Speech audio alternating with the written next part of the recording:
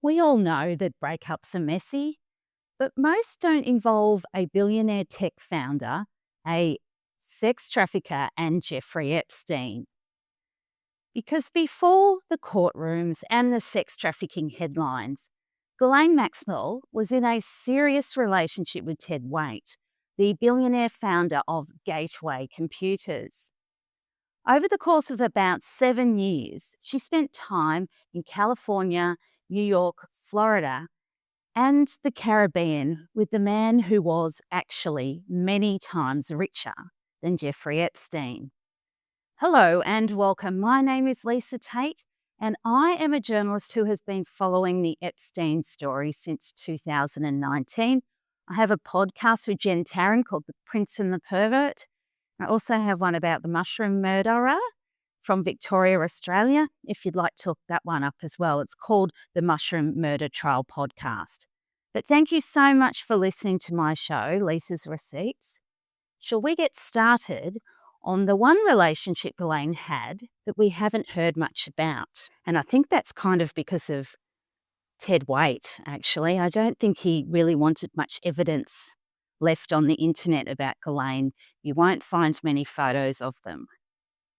So they became entangled in 2003, and I could imagine she was thinking, I'm living the dream.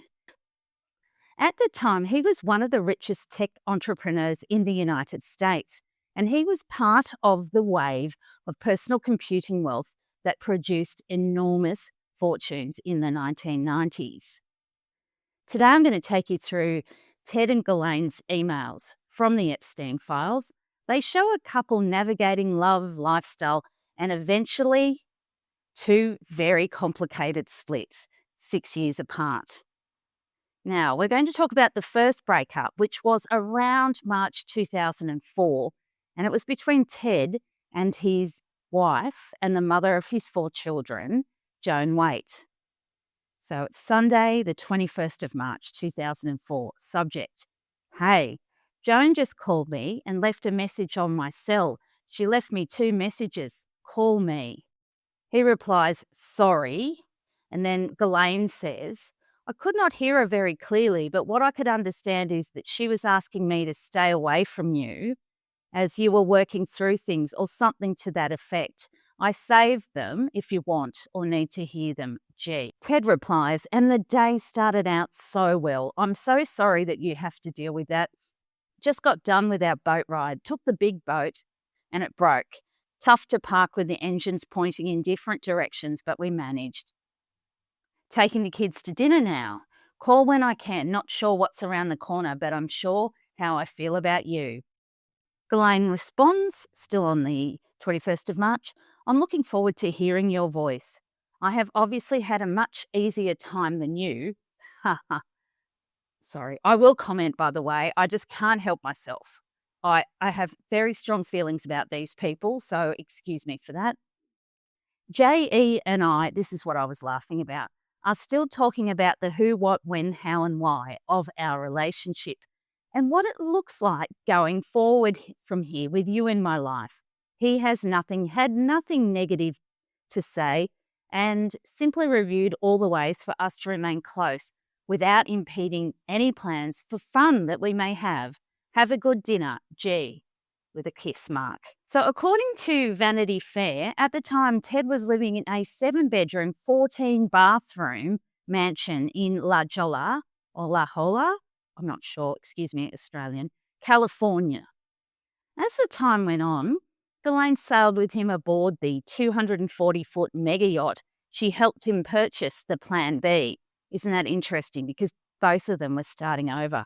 Wonder if he's got Plan C now. I understand that boat has been sold.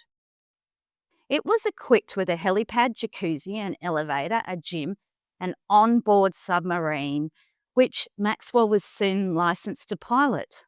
Quote, after she became his girlfriend, according to the New York Times, Mr. Waitt shaved his head, started wearing tinted glasses, and became a virtual doppelganger for Jason Statham. Now, I'm not making any suggestion here of any wrongdoing by Ted Waitt. In fact, I can imagine the private Billionaire gets mortifying flashbacks about his relationship with his sex trafficking ex. You know, that's the embarrassing former partner we all have, but we don't usually end up grilled in Congress like he will be in April, because the House Oversight Committee says Waitt is believed to have information involving Epstein and Maxwell. So Waitt is not accused or suspected of any wrongdoing, but will testify, or he's set to voluntarily testify in Washington, D.C. on April 16. Their emails from 2003 and 2004 are warm, intimate, and they discuss travel plans and expressions of affection. In one message, Maxwell writes she wishes Ted was with her and she looks forward to their next trip. Oh, diddums.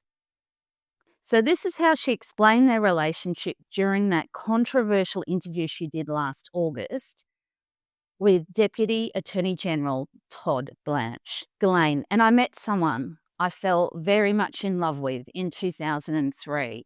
His name, Ted Waitt. Ted Waitt, you may know him as the founder of Gateway, the computers. And we had an amazing relationship that went on until 2010, I think. And I was with Ted from that time. Todd Blanche said, "Did you meet him through Epstein?" Ghislaine, and I'm paraphrasing, he goes on to say, "No, she met him through Bill Clinton." So now we're going to go on to what I believe is a very peculiar email, and there's not much context because, as we know, the DOJ's gone through here and ripped things in and out just to deliberately confuse us.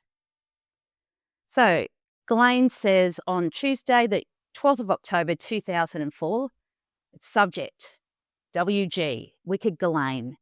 Forgot to mention what price I extracted for my car and funding of the 3 18-year-olds' trip. Ted replies, 3 hours later, "Do tell, you naughty girl."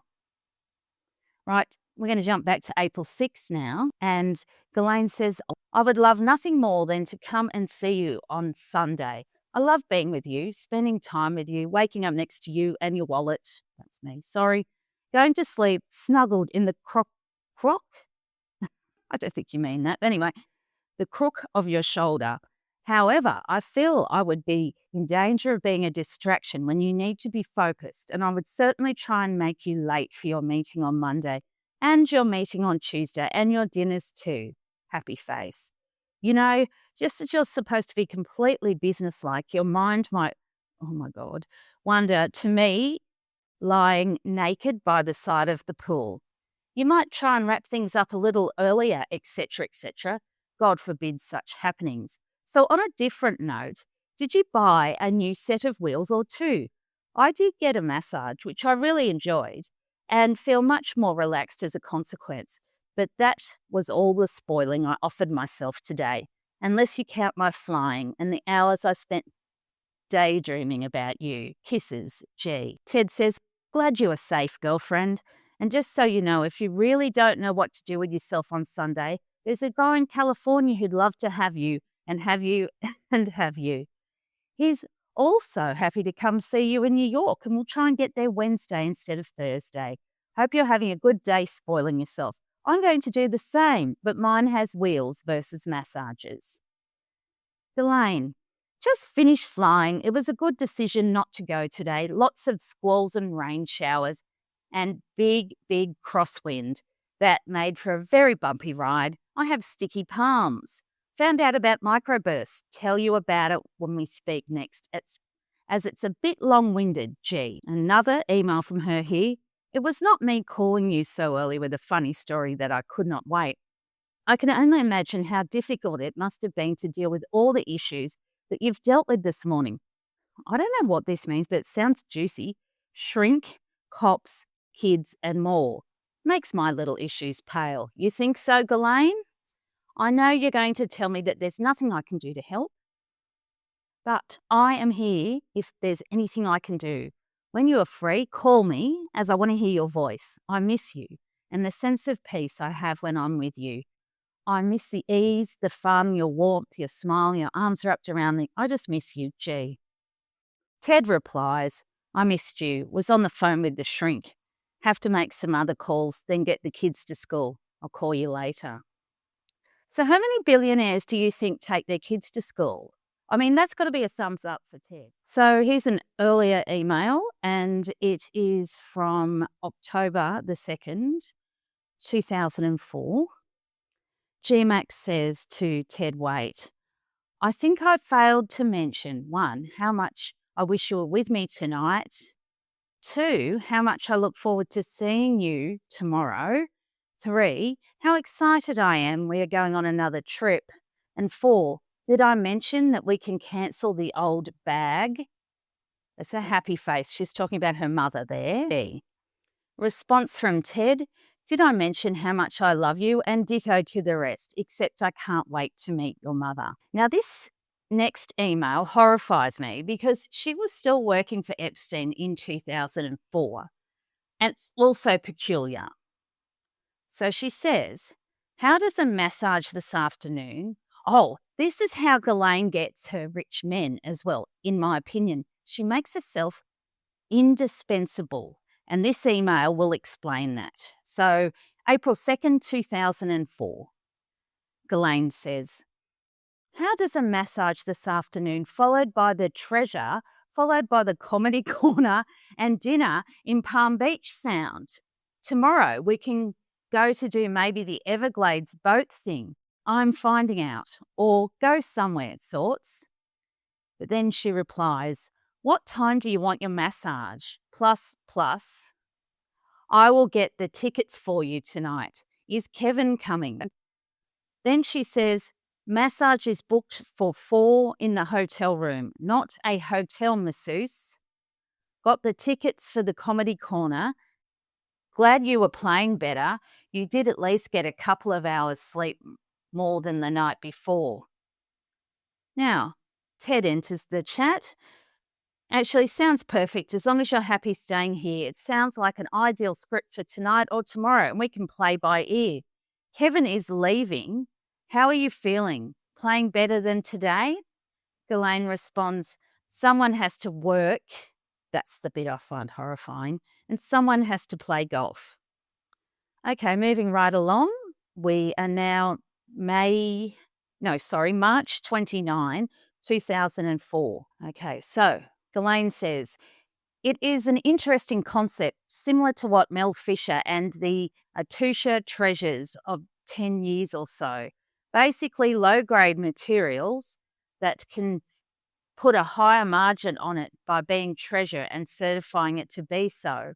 The idea worked out pretty well for Fisher, especially with the coins, which is where he made most of his money. You may have heard or viewed his exhibit in Key West. He's also had thousands of these emeralds available also. Anything great he has sold to the trade years ago. What are your thoughts? Ted replies, my jewelry expert's view on the emeralds for what it's worth. Hope you're having a great day. G-Max or Ghislaine says, got it. Just want to remind you that I heard about this from the Davos guy.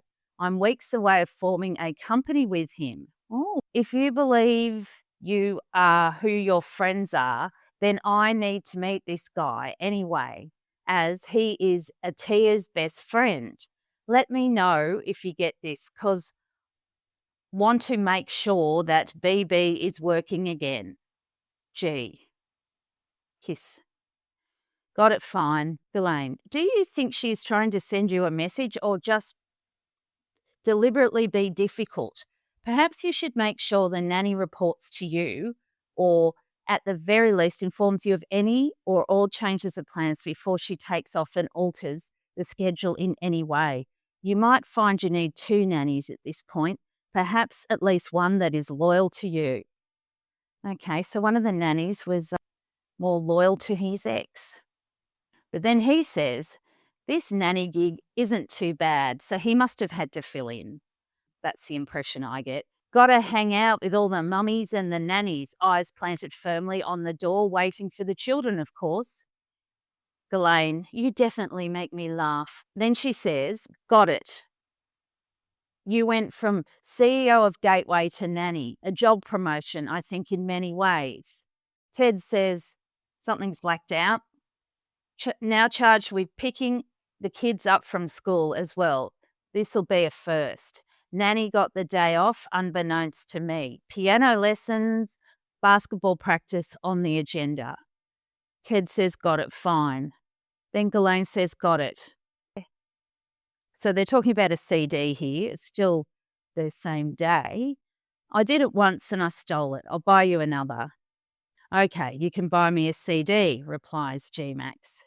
Ted says, have you listened to the Black Eyed Peas CD? I brought it when we did our little shopping CD in Florida, and I stole it out of the car. I haven't listened to anything but since, and the more I listen, the more I like. Lot more good songs than I thought. Shut Up, Shut Up, track 5 is probably the definitive relationship song. The guy does this little ditty that just cracks me up every time I hear it. Not sure if you know them, but they've been around for a while and just added this female vocalist who has this incredible voice, plus this great attitude, and the combo with the traditional hip-hop stuff is really good. My new favourite song from them is Let's Get, remember the R word? That goes with Where Is the Love and Hey Mama, which we listen to in the car. If you don't have it, I'll bring one for you. No thanks, Ghislaine says, unless I find someone that is good for you and is no trouble and not much. Ted says, sorry about that and thank you very much for the help. And she says, Ghislaine, you should not show a little girl how to play with matches then. I was only doing around 60, something blank. Sure, you'll come and visit. Re the help, happy to look. Have to let you know that if they are east. Okay, Ghislaine. This is just a short one I added because I thought it was interesting. October 12, 2004, Ghislaine asks Ted, did you get a massage table yet? If no, I will forward to his personal assistant what to order. Ted replies, no, I did not. So moving right along, we're now back to October 13. Now they're talking here about their schedules. So she says, next week, the week-on-week off thing is not a hard rule. It must have built-in flexibility. Your week with the kids should fall in a less consuming pattern for you where you have more time to do stuff for yourself. And sour week should never be just about us as a couple, but about us individually as well. It's perfect me time to be used in the most productive, happy way in any or all senses. There is no point in having gone through all the difficulties of a divorce, quitting your job and the other changes, not to find yourself more flexible and freer, with more control over your time and what you do with it. All this to say that I'm sure you need time for yourself, and it turns out that we might miss a week or a day or 5. I shall cry, retire to my room, don morning clothes, but will endeavour to survive. Just let me know so I can prepare the mourning period. Happy face. Clinton thing, I think, is during the day on the 18th. So you can be back in California Thursday night. I can come with you if you like and stay through the weekend. Let me know if this is what will work, and I will schedule some things on the West Coast for the following week if that turns out to be the plan. Ted replies, thank you, and I love you. I'm so much happier and freer than I was. It's amazing. Just feel the desire to become a more productive citizen again, and I'll find more time for that. I like the balance this new life gives me. I just need some Ted time, always have. I thought there were more private things on the 17th, but the big event was the 18th. Either way, we're out of there on the 18th, and depending on what you have going on, I'm very happy for you to come back here. Are you planning on coming back here with me on the 30th? And then 2 days later, Ghislaine sends him a message. Best price on painting, $55,000. Ted replies, is it in New York?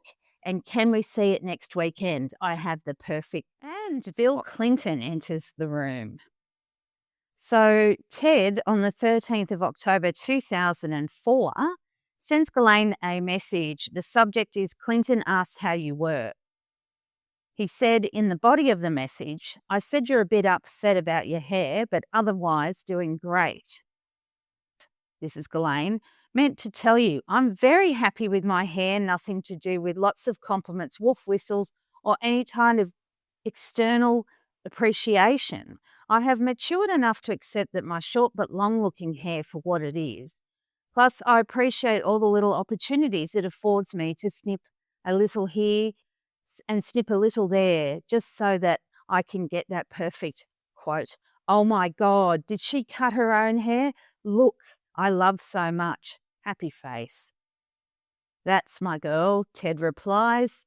Like you always say, if no one else wants to, if you see them, glad you're raising some eyebrows and sure you'd raise my ... Ghislaine replies, no, you misunderstand me. It may be time to trade me in. None made any sign. I have simply matured and have learnt to accept my shortcomings. Get it? Okay, well, enough of all that crap. Out around 10/11 tonight for PB later. Ted replies, methinks I know you better than that. 11th of October 2004, Ghislaine says, took my nephew and his two friends to the movies, went to see Motorcycle Diem.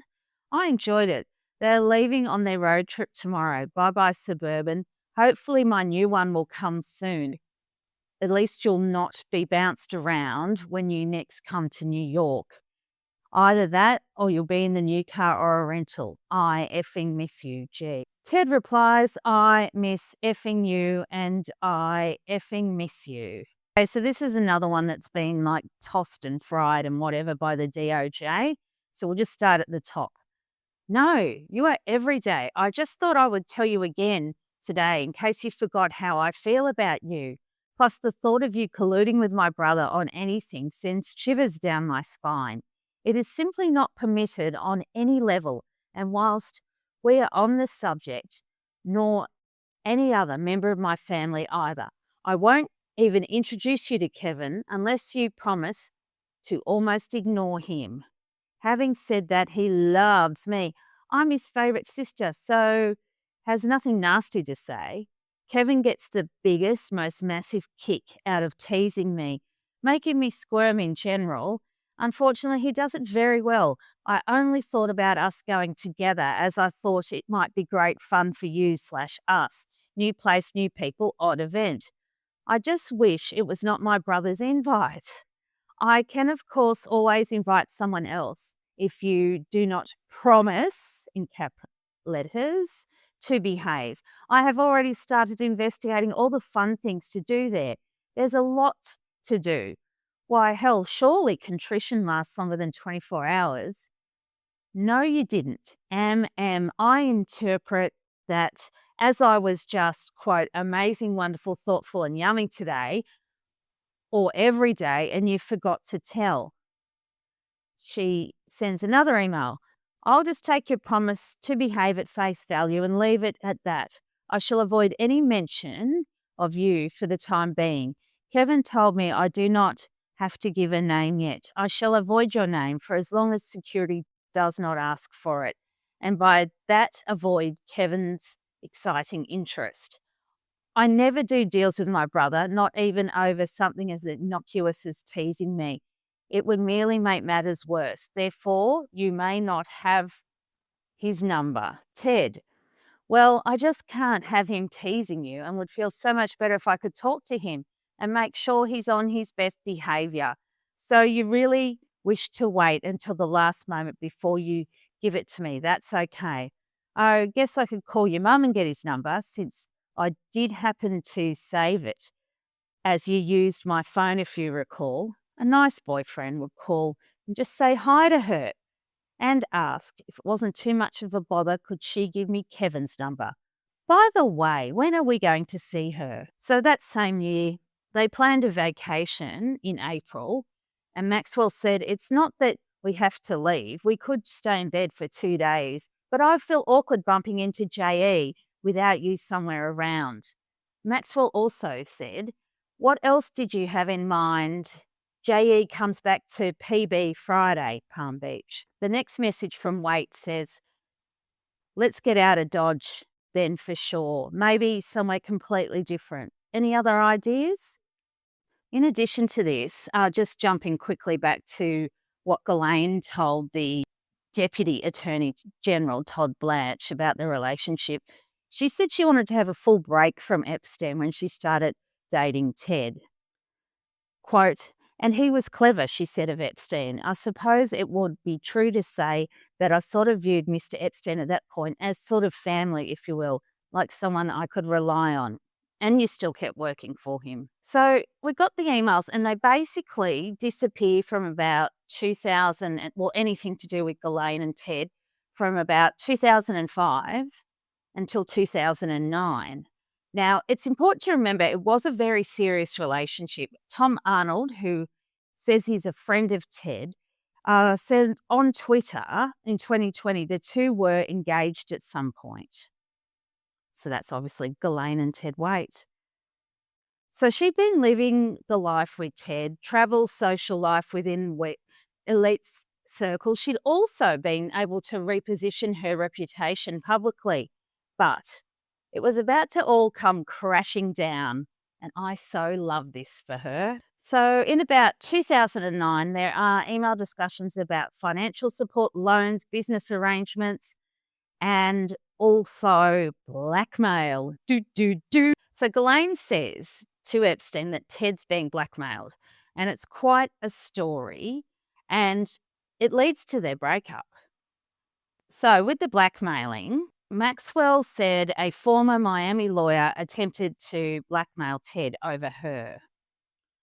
Quote, in 2003, Ms. Maxwell began a 7-year romantic relationship with Theodore Ted Waitt and developed a strong and loving bond with his 4 children, ranging in age from 6 to 12, her sentencing notes say for the sex trafficking trial.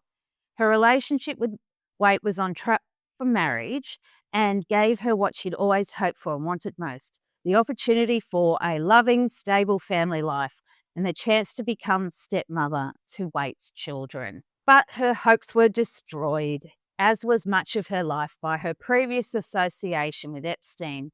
A Miami lawyer named Scott W. Rothstein Esquire attempted to blackmail, allegedly, Mr. Waitt to keep Ms. Maxwell's name out of civil lawsuits relating to Epstein that his law firm was planning to file. Ms. Maxwell's relationship with Waitt could not survive the blackmail threats, and it ended soon after. Now, one thing I noticed, which is pretty interesting, is I think Epstein was threatened by Ted Waitt. Well, for a start, he is self-made and he's got more money than Epstein. And I think Epstein liked to have Ghislaine at his beck and call. So on the 23rd of November 2010, Epstein berates Maxwell during a fallout, mocking her boyfriend Ted Waitt as, quote, a Midwest farmer, a beer-drinking druggie. It reads to me less like business and more like a controlling patron. Because he's saying also to her he spent millions and millions of dollars on her. He says to G-Max, I would suggest you stop feeling sorry for yourself. You have a bright future, many friends, financial security, and an unwillingness to change. I'm not a girl, so I realise my advice is tainted. However, you have done this over and over. I'm being a good friend. I've always been, no matter how much you protest. You don't want to see a professional. You don't want to take my toms or advice of others. Your boyfriend was and still is what he is. No skin off my back. I will help you, but you need to do your part. Telling me this is all I have, this is what I will do, no matter what your friends suggest, is not your interest. At least ask someone other than me, since you refuse my suggestions, what they think. Ask Tom.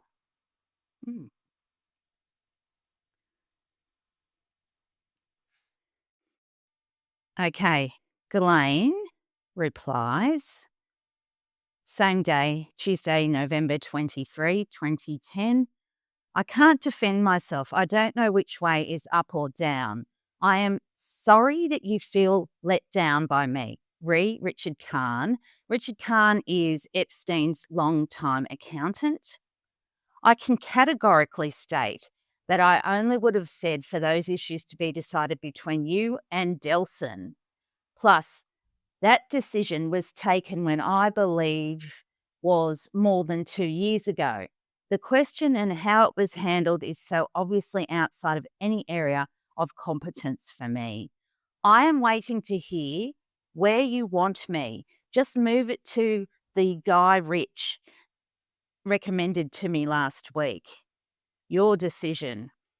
I am clearly heading down a hole. I obviously will have to deal with all my issues when I'm there and see what and how and when and why and when I come out, what pieces of my life look like then. I'm sure some parts of what you say are true. I am sorry. I don't know what else to say.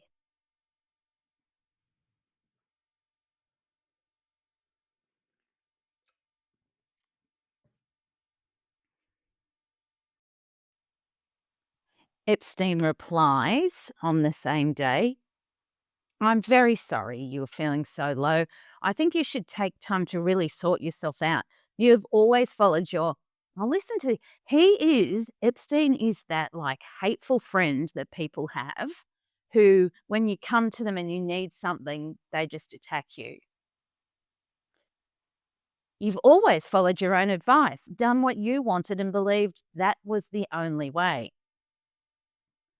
You have focused on you and only you. It is not surprising that you missed that life. It was only about you and you and you. For years, you felt that our friendship concerned Ted. You were the only one that never came to visit.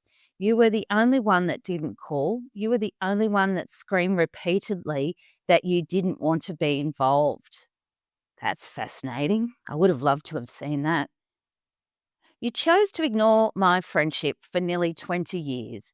Why? Because you were concerned about you. I paid millions and millions of dollars so that you wouldn't have problems. Your boyfriend was and still is a Midwest farmer with no taste or culture, a beer drinking druggie. You can make believe otherwise, but not to me.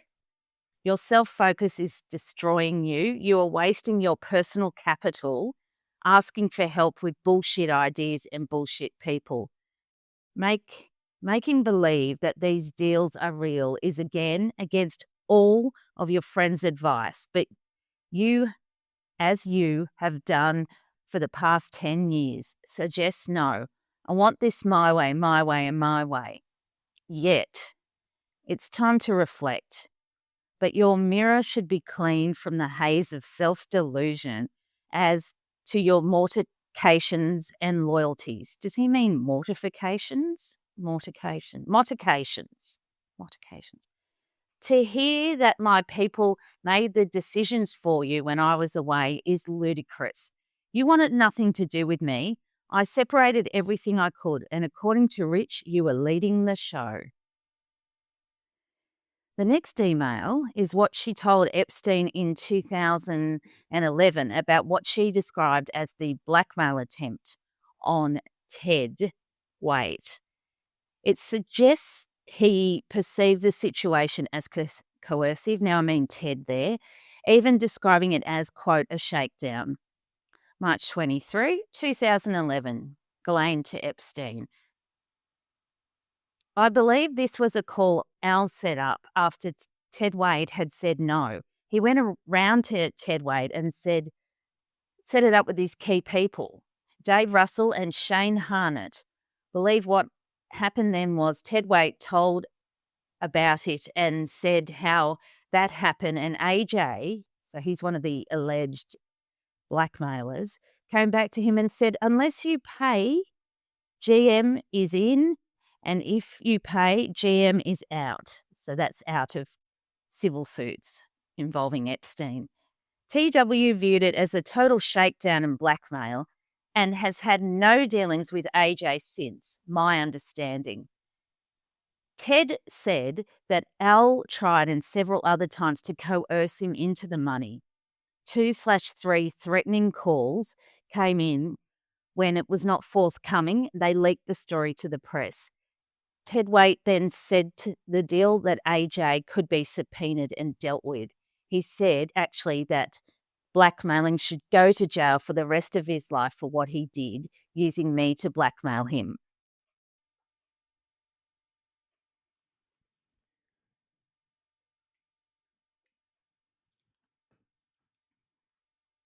So now we're heading down the road of the relationship's deterioration. In one email, which I'll read to you in a second, Ted appears to be attempting to formalise a financial settlement with Ghislaine or a support structure following the breakdown of their relationship. But Epstein was actively inserting himself into the negotiations between Maxwell and Waitt regarding the financial support. Jeffrey frames himself as the rational voice, urging Maxwell to change course and accept a resolution. He describes her again as overly focused on herself and resistant to professional advice, while portraying Waitt as incompatible with her social world. Okay, this is from Ted Waitt to Ghislaine, Sunday, September 12, 2010. Subject, hey there. Sorry I lost you, plane took off. Obviously the conversation was degrading anyway, so let me ponder things and do some research. I did something out of kindness and respect for you that I felt was more than generous. You also felt it was more than generous when I first told you. Obviously you find it distasteful now, so I'm not sure what to do. Just to restate, to make sure I'm clear what I think I heard, I think there's 3 or 4 options or some combination of the following.